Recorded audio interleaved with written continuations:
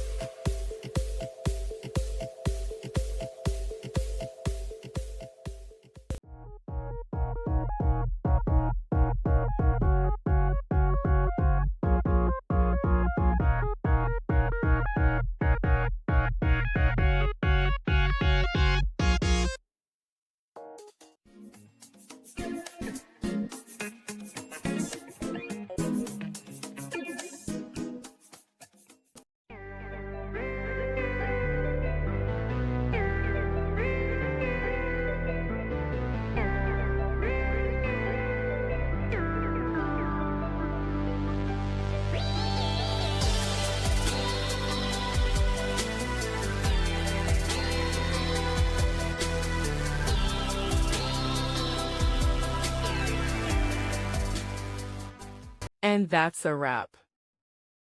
I hope you found the answer you were looking for. If you did, take a second to hit that subscribe button. It really helps out.